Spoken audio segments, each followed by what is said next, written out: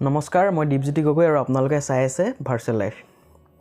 আজি এটা বেলেগ বিষয়বস্তুৰ ওপৰত আলোচনা কৰিম যিটো বিষয়বস্তু প্ৰত্যেকজন ব্যক্তিৰ লগত জড়িত হৈ আছে আৰু আপোনালোকে ভিডিঅ'টো শেষলৈকে চাব, স্কিপ নকৰিব। যদি স্কিপ কৰে একো বুজি নাপাব। যদি ভিডিঅ'টো ভাল লাগে তেতিয়া লাইক কমেণ্ট শ্বেয়াৰ সাবস্ক্ৰাইব কৰি দিব।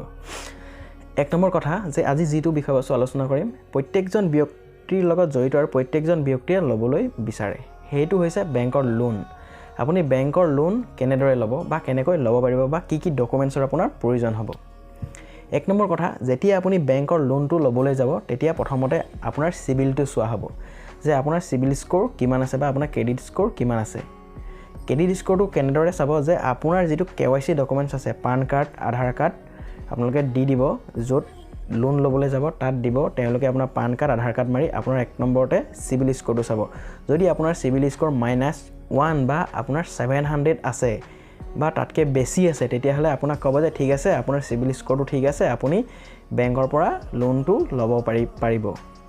2 নম্বৰ কথা, যদি আপোনাৰ তেওঁলোকে কয় যে মোৰ সিবিল স্ক'ৰ ঠিক আছে আৰু ডকুমেণ্টছ আপোনাক কি কি প্ৰয়োজন হ'ব।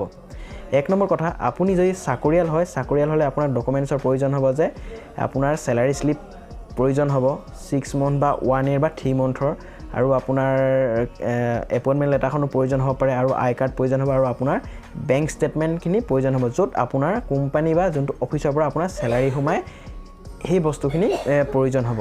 2 নম্বৰ কথা যে আপুনি যদি বিজনেছমেন হ'লে আপোনাৰ কি কি ডকুমেণ্টছৰ প্ৰয়োজন হ'ব। যদি আপুনি বিজনেছমেন হয় তেতিয়া আপোনাৰ ডকুমেণ্টছ লাগিব যে 2 years বা 3 yearsৰ টেক্স ফাইল লাগিব আৰু আপোনাৰ বিজনেছ প্ৰুফ লাগিব বা ট্ৰেড লাইচেন্স হওক বা GST হওক, সেইখিনি আপোনাৰ বিজনেছ প্ৰুফ লাগিব আৰু বাকী আপোনাৰ KYC ডকুমেণ্টছখিনি লাগিব।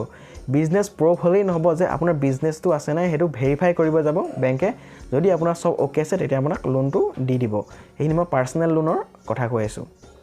যদি আপুনি অটো লোন ল'বলৈ বিচাৰে, যদি অটো লোন মানে কাৰ লোন ল'বলৈ বিচাৰে তেতিয়া প্ৰচেছটো অলপ ছেইম প্ৰচেছ হয়, কিন্তু অলপ ইফাল সিফাল হয় প্ৰচেছটো।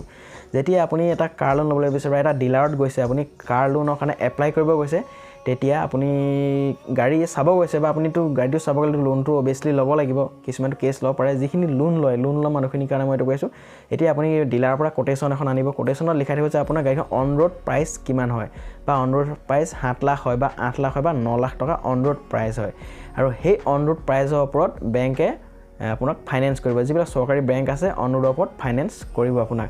যদি গাড়ীখন আপোনাৰ 9 লাখ টকা হয় তেতিয়া আপুনি যদি 90,000 টকা দিয়ে তেতিয়া আপোনাৰ গাড়ীখন বেংকে ফাইনেন্সটো কৰাই দিব, আপুনি ঘৰলৈ গাড়ীখন লৈ যাব পাৰিব। মানে আপোনাৰ যিটো আপোনাৰ অন ৰোড থাকিব, অন ৰোডৰ 90% ফাণ্ডিং কৰিব বেংকে আপোনাক গাড়ীখন ল'বৰ কাৰণে।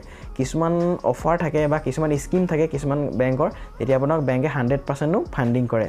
তেনেকৈ আপুনি এই অটো লোনটো ল'ব পাৰিব। আৰু অটো লোনৰ কাৰণে ডকুমেণ্টছখিনি আপোনাৰ ছেইম লাগিব যে 1 নম্বৰতে আপোনাৰ যিখন গাড়ী ল'ব গাড়ীৰ কোটেশ্যন লাগিব, 2 নম্বৰতে লাগিব আপোনাৰ KYC ডকুমেণ্টছ লাগিব, 3 নম্বৰতে লাগিব আপোনাৰ ইনকম প্ৰুফ লাগিব, আৰু আপোনাৰ 4 নম্বৰতে লাগিব যে আপুনি কি কৰি আছে বা আপোনাৰ বিজনেছ আছেনে বা চাকৰি আছে, সেইখিনি আপোনাৰ ভেৰিফাই কৰিব। তেতিয়া আপোনালোকে সেই গোটেই লোন প্ৰচেছটো কমপ্লিট হৈ যাব আৰু তেতিয়া লোনটো ল'ব পাৰিব।